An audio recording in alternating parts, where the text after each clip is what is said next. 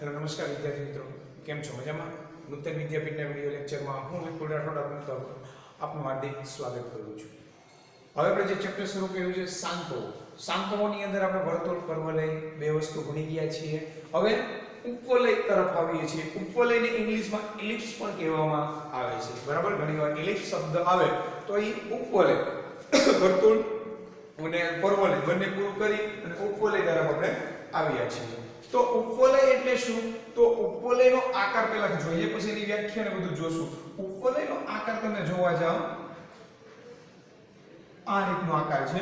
આવો આકાર તમે કોઈ ગ્રહ હશે એના જે વલયો હશે એનો આકાર આવો જોયો હશે, ઉપવલય જેવો આકાર, બરાબર? તો જે ઉપવલય જે છે એ કોને કે વર્તુળની, પરવલયની કેવી વ્યાખ્યા હતી એવી ઉપવલયની પણ વ્યાખ્યા છે। કેવી છે?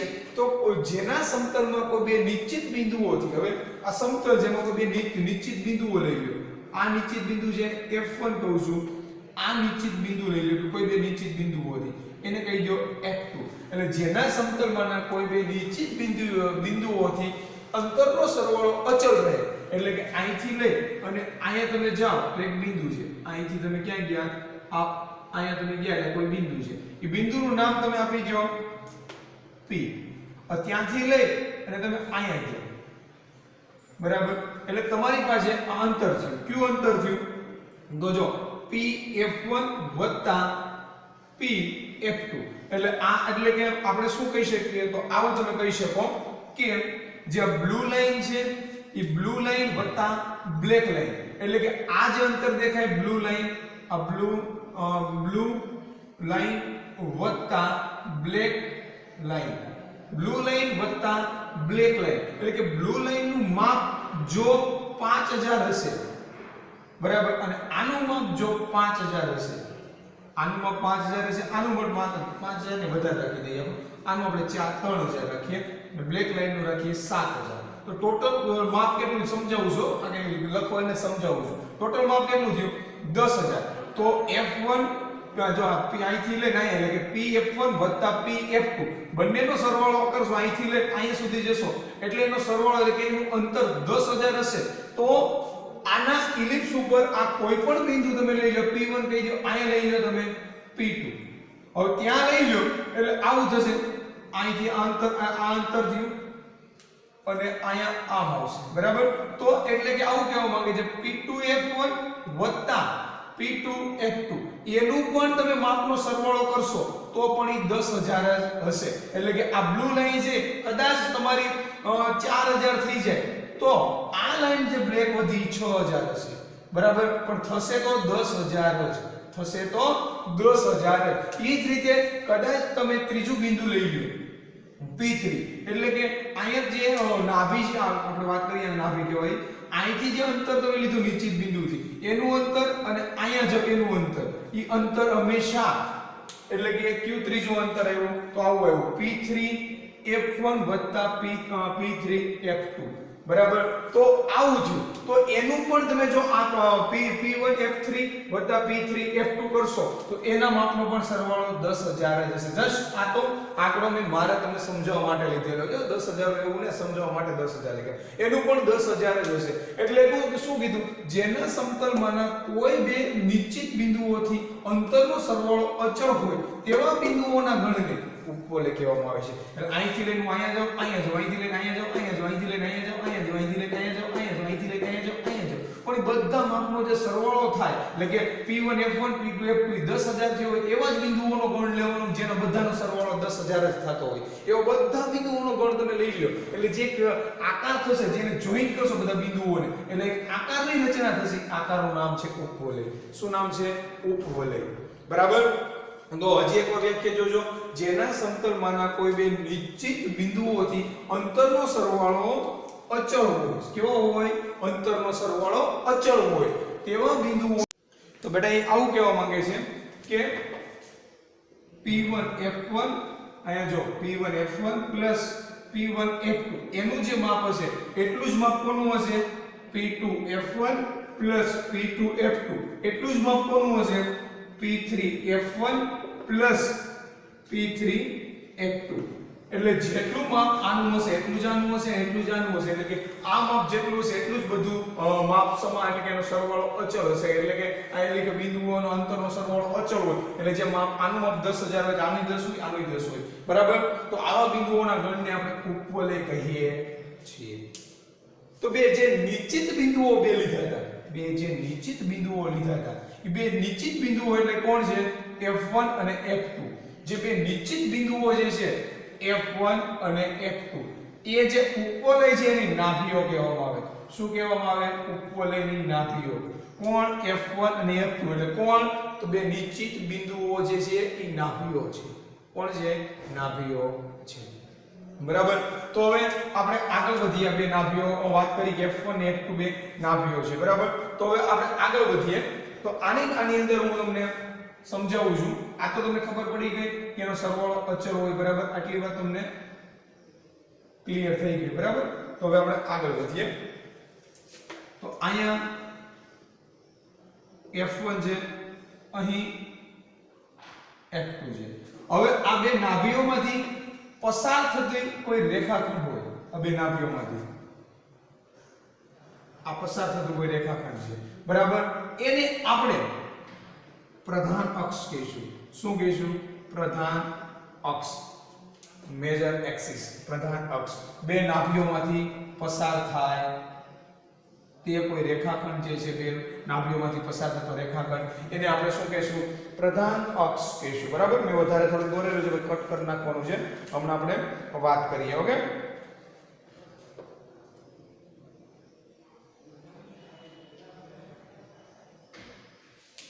ઓકે. હાલો આપણે અહીંયા આ બે તમારે પસાર થતું કરીને અહીંયા વધારાનું આપણે કંઈ લેવાની જરૂર છે નહીં, બરાબર.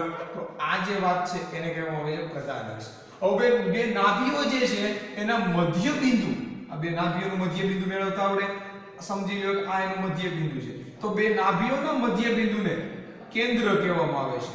શું કહેવામાં આવે છે? કેન્દ્ર. તો બે નાભીઓના મધ્ય બિંદુને કેન્દ્ર કહેવામાં આવે છે, એટલે કે નાભીઓ જે છે એમાંથી પસાર થતા રેખાખંડને પ્રધાન અક્ષ કહેવામાં આવે છે. અને જે પ્રધાન અક્ષ છે એને લંબ, પ્રધાન અક્ષને લંબ અને કેન્દ્રમાંથી પસાર થાય, પ્રધાન અક્ષને લંબ અને કેન્દ્રમાંથી પસાર થાય એને ગૌણ અક્ષ કહેવામાં આવે. શું કહેવામાં આવે છે? ગૌણ અક્ષ, માઇનર એક્સિસ, બરાબર. એને કહેવામાં આવે છે ગૌણ અક્ષ. આ થઈ ગયો ઉપવલયની વાત. આ બે નાભીઓ છે, બે નાભીઓનું મધ્ય બિંદુ એટલે કેન્દ્ર છે, બે નાભીઓમાંથી પસાર થતો રેખાખંડ એને પ્રધાન અક્ષ કહેવામાં આવે છે. બે નાભીઓનું જે મધ્ય બિંદુ હતું એને કેન્દ્ર હતું, એમાંથી પસાર થતો અને પ્રધાન અક્ષને લંબ એને ગૌણ અક્ષ કહેવામાં આવે છે. ઓકે, આટલી વાત ક્લિયર થઈ ગઈ. હવે આપણે આગળ જઈએ તો શું થશે? તો આપણે આગળ જઈએ તો બધા વિદ્યાર્થી મિત્રો આ વિડિયોને પોઝ ડાઉન કરી અને સમજી લેજો, બરાબર. આપણે આગળ જઈએ તો ઉપવલયની, ઉપવલય શબ્દ નથી વાપરતો, તમને ખબર જ છે ઉપવલય વિશે વાત ચાલે છે. ઉપવલય જે છે, ઉપવલયની પ્રધાન અક્ષ જે છે, કોણ? પ્રધાન અક્ષ એટલે કોણ? આ નામ આપવા તમે આપી શકો છો, બરાબર.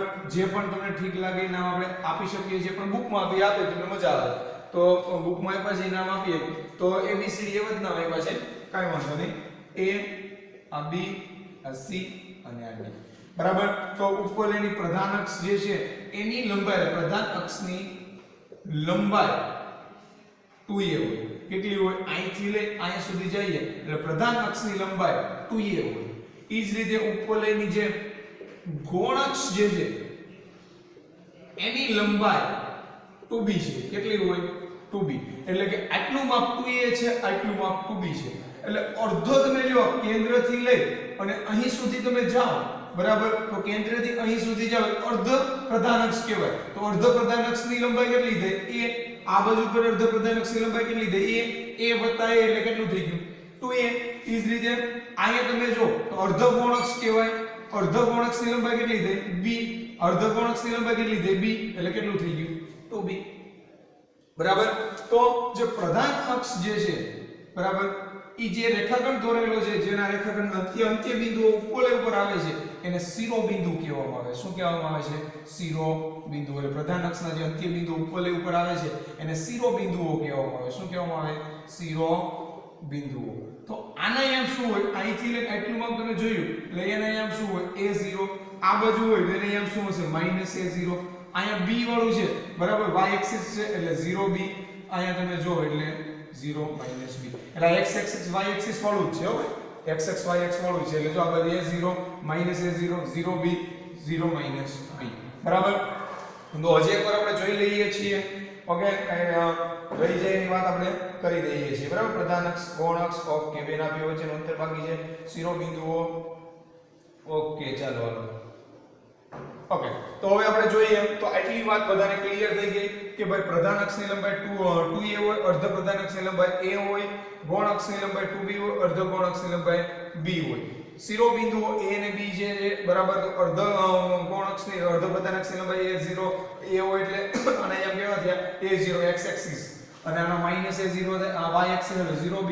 0 b આટલી વસ્તુ થઈ ગઈ બરાબર આ બે નાભીઓ છે એ વાત થઈ ગઈ હવે આપણે શું કરીએ છીએ તો હવે આપણે બે નાભીઓ જે છે એના વચ્ચેની અંતરની વાત કરીએ બે નાભીઓ વચ્ચેનું અંતર તો બે નાભીઓ વચ્ચેનું અંતર બે નાભીઓ જે છે એની વચ્ચેનું અંતર 2c હોય કેટલું હોય બેટા 2c હોય બે નાભીઓ જે હોય એના વચ્ચેનું અંતર 2c હોય છે 2c હોય એટલે આ કેન્દ્રથી લઈ અને અહીંયા સુધીનું અંતર જે નાભી જેનું અંતર c હોય છે કેટલું હોય c અહીંથી લઈ અને અહીંયા સુધીનું માપ હોય એનું અંતર c હોય છે એટલે આટલો ભાગ c આટલો ભાગ c એટલે બે નાભીઓ f1 અને f2 જે છે કોણ f1 અને f2 જે બે નાભીઓ જે છે એના વચ્ચેનું અંતર c + c કેટલું થઈ ગયું 2c હોય છે બરાબર તો આ બે નાભીઓ વચ્ચેનું અંતર હોય છે 2c હોય છે પ્રધાન અક્ષ ગૌણ અક્ષની વાત કરી બે નાભીઓ વચ્ચેના અંતરની વાત કરી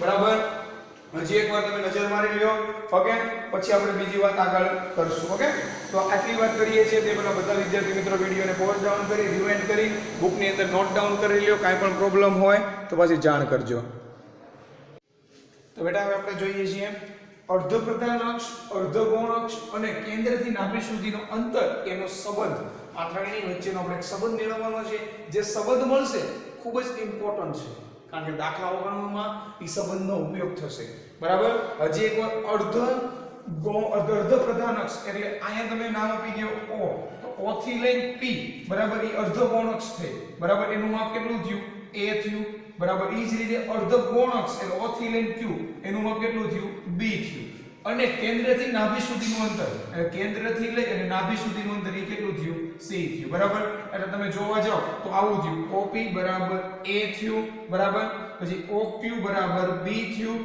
અને OF2 બરાબર C આટલી વસ્તુ આપણે જોઈએ બરાબર આ આટલી વસ્તુ મેં કીધું આની વચ્ચેનો એક સંબંધ આવશે એટલે ઇનડાયરેક્ટલી જો ABC વચ્ચેનો સંબંધ આવશે બરાબર તો ABC વચ્ચેનો સંબંધ શું આવે એ આપણે જોવાનો છે તો આપણે કોઈ એક બિંદુ લઈએ પ્રધાન અક્ષ પરનું કોઈ પણ એક બિંદુ લઈએ તો પ્રધાન અક્ષ પરનું P બિંદુ આપણે લઈએ છીએ પ્રધાન અક્ષ પરનું P બિંદુ લઈએ તો ઉપરની વ્યાખ્યા પ્રમાણે આ જે અંતર જે છે f1 આપણે કેવાય બિંદુ હોય તો આપણે અહીં કોઈ પણ બિંદુ છે તો આપણે લખીએ f1 થી p p થી f2 આવું લખીએ છીએ એના અંતરનો સરવાળો અચળ રહે હમણાં આપણે જોઈ ગયા બરાબર તો આ બિંદુ છે આની જગ્યાએ ક્યાં છે હવે અહીંયા છે f1 થી p પ્લસ f2 થી p અહીંયા બિંદુ હોય તો આપણે શું કરે f1 થી p ત્યાંથી f2 આમ કરે તો એ બિંદુ અહીંયા છે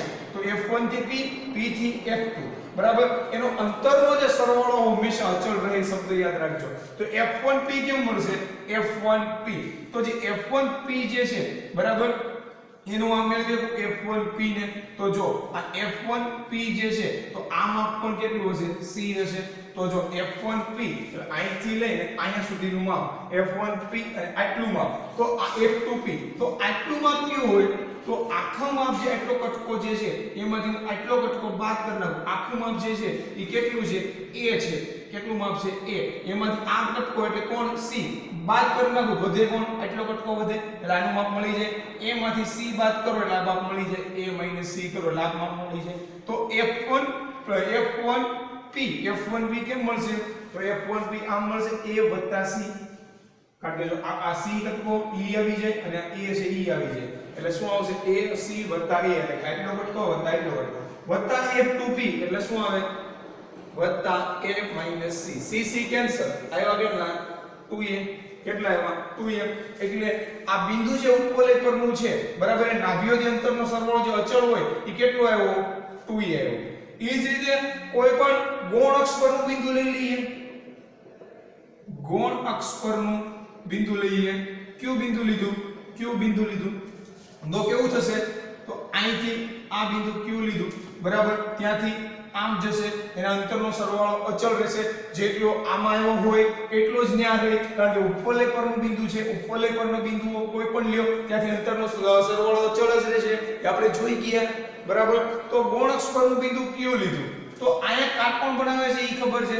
પાયથાગોરસ પ્રમેય પ્રમાણે આ જે F1 q નું માપ શું થાય b² + c² પાયથાગોરસ પ્રમાણે આ b આ c આનું માપ કેટલું થાય q F2 નું માપ કેટલું થાય b² + c² એટલે આને હું કેમ લખી શકું તો આમ લખી શકું qF1 + qF2 qF1 + qF1 નું માપ કેટલું થાય વર્ગમૂળની અંદર b² + c² વત્તા qF2 નું માપ કેટલું થાય વર્ગમૂળની અંદર b² + c² એટલે કે 2 √ b² + c² બરાબર તો આ તમે જોયું કે અહીંથી લઈને આ બિંદુ જે છે બરાબર ગૌણ અક્ષ પરનું બિંદુ એના અંતરનો સરવાળો કેટલો આવ્યો 2 √ b² + c² અને આ જે પ્રધાન અક્ષ પરનું બિંદુ P છે એનું તમે જોયું તો એનો અંતરનો સરવાળો કેટલો આવ્યો 2a પણ આપણે નિયમ ભણી ગયા ઉપવલયની વ્યાખ્યા અનુસાર ઉપવલયની વ્યાખ્યા પરથી એ અનુસાર એના પરથી આપણે ભણી ગયા બંનેના અંતર કેવા હોય સમાન હોય એટલે કે 2a બરાબર 2 વર્ગમૂળની અંદર b² + c² આવું લખી શકું 2 કેન્સલ તો વધે શું તમારી પાસે તો તમારી પાસે આવું વધે a બરાબર વર્ગમૂળની અંદર b² + c² વર્ગમૂળ આ બાજુ જાય બંને બાજુ વર્ગ કરો એટલે જે પણ બોલો a² બરાબર b² + c² તો તમે c² ને કરતા બનાવો તો આવું લખીએ c² બરાબર a² - b² અથવા તો c બરાબર વર્ગમૂળની અંદર a² - b². સાદુરૂપ તમારે જેમ આપવું એમ આ સંબંધ બની ગયો કોની વચ્ચે અર્ધ પ્રધાન અક્ષ અર્ધ ગૌણ અક્ષ અને કેન્દ્રથી નાભી વચ્ચેના અંતર એનો એક સંબંધ બની ગયો ની જે સંબંધ બન્યો છે એનો આપણે વારંવાર ઉપયોગ કરવાનો આવશે વારંવાર શું કરવાનો આવશે ઉપયોગ કરવાનો આવશે આ સંબંધનો અને દાખલાઓ ગણવાના આવશે તો સંબંધ કેમ મળ્યો એ મેં તમને જાણ કરી દીધી બરાબર તો બધા વિદ્યાર્થી મિત્રો વ્યવસ્થિત વિડિયોને પોઝ કરી નોટબુક ની અંદર નોટ ડાઉન કરી લ્યો કાઈ પણ પ્રશ્ન હોય તો પછી જાણ પણ કરજો બરાબર બેટા આપણે હવે એક વિશિષ્ટ પ્રકારની વાત કરીએ તો એક ઉપવલયની અંદર જે આપણે આવું મેળવ્યું c² બરાબર આવું આપણે મેળવ્યું c² બરાબર a² - b² આ રીતની એક સંબંધ આપણે મેળવેલો છે c² બરાબર શું મેળવ્યું a² - b² બરાબર ઓકે આ પ્રકારનો એક સંબંધ મેળવેલો છે જેની અંદર a માપને અચળ રાખો અને g આ c માપ જે છે એને ફેરફાર કરો c માપમાં શું કરો ફેરફાર કરો અને a માપ જે છે એને અચળ રાખો એટલે c માપ જે અહીંથી આટલો કેન્દ્રથી લઈ આ o કઈ અહીંથી લઈ અને આ જે માપ જે છે અહીંથી લઈ આ માપ જે છે એને ફેરફાર કરો એમાં c માં એટલે કે 0 કેન્દ્રથી નાભી સુધીના અંતરમાં તો જો તમે કેન્દ્રથી નાભી સુધીના અંતરને 0 કરી નાખો એટલે f2 ને અહીંયા લઈ આવો અને f1 ને પણ અહીંયા લઈ આવો એટલે કે કેન્દ્રથી નાભી સુધીનું અંતર જે છે એને શું કરી નાખ્યું એટલે c ને શું કરી નાખ્યું 0 એટલે તમારી પાસે એક રચના આવશે એ વર્તુળ પ્રકારની આવશે કેવી આવશે વર્તુળ પ્રકારની આવી રચના બની જશે જેની અંદર આમાં a થઈ જશે આમાં b એટલે કે a² બરાબર b² એટલે કે a અને b જે માપ જે છે એ સમાન થઈ જશે સમાન થઈ જાય એટલે તમને ખબર છે કે આ માપ ત્રિજ્યા ગણાય છે અને આ માપ પણ ત્રિજ્યા ગણાય છે કેન્દ્રથી સમાન અંતરે આવેલા બિંદુઓના ગણને વર્તુળ કહીએ છીએ બરાબર એટલે q માપ બની જાય વર્તુળ ક્યારે કે જ્યારે તમે કેન્દ્રથી નાભી સુધીના અંતરને 0 કરી નાખો એટલે બંને નાભીઓને કેન્દ્રએ ભેગી કરી દો ત્યારે વર્તુળની રચના થઈ જાય કોની રચના થઈ જાય વર્તુળની જ્યારે બીજી કન્ડિશન આપેલી હતી બીજી કન્ડિશન જ્યારે તમે આ c એટલે કે કેન્દ્રથી નાભી સુધીનું અંતર જે c જે છે એને લંબાવી અને a જે અહીંથી લઈને આનું માપ કેટલું હોય બિંદુ શિરોબિંદુ સુધીનું a માપ હોય અર્ધ પ્રધાન અક્ષનું એટલે કે આ 0 થી લઈ અને f2 નું માપ એટલે કે 0 કેન્દ્રથી નાભી સુધીનું અંતર c હતું એનું માપને આપણે અહીંયા સુધી લઈ જઈએ, અહીંયા સુધી લંબાવી દઈએ, એટલે કે આ માપ જે છે બરાબર આ કેન્દ્રથી અહીંયા સુધી લઈ જઈએ, એટલે કે c અને a માં બંને સમાન કરી નાખીએ, અહીંયા લઈ ગયા f2 અહીંયા સુધી લંબાવી દઈએ, ઈ જ રીતે આને આ બાજુ લંબાવી દઈએ, આ બાજુ લંબાવી દીધા, અહીંયા સુધી લઈએ અને f1 આ c બરાબર a કરી નાખ્યું, બરાબર. તો આ જે રચના થશે ઈ રચના કેવી થઈ જશે? તો ઈ રચના રેખાખંડ વાળી થઈ જશે. કેવી થઈ જશે? રેખાખંડ વાળી રચના થઈ જશે જ્યારે c બરાબર a કરી નાખશો ત્યારે, એટલે કે કેન્દ્રથી નાભી સુધીનું અંતર જે છે પ્રધાન અક્ષ જે છે અર્ધ પ્રધાન અક્ષ એના જેટલું કરી નાખશો, બરાબર, એટલે કે a અને c બંને સમાન કરી નાખશો ત્યારે ઉપવલય જે છે એની રચના રેખાખંડ જેવી થઈ જશે અને કેન્દ્રથી નાભી સુધીનું અંતર 0 કરી નાખશો ત્યારે ઉપવલયની રચના વર્તુળ જેવી થઈ જશે. કેવી થઈ જશે? વર્તુળ જેવી થઈ જશે, બરાબર. તો આ તમે ટોપિક જોઈ ગયા. આ ટોપિકની અંદર આપણે જોયું એક વર્તુળ બની જાય છે અને એક રેખાખંડ બની જાય છે, બરાબર. હવે આપણે આગળ જોશું તો ઉત્કેન્દ્રતા આવશે. શું આવશે? ઉત્કેન્દ્રતા, બરાબર. તે પહેલા વિડિયોને પોઝ ડાઉન કરી રિવાઇન્ડ કરી બુકની અંદર નોટ ડાઉન કરી લ્યો.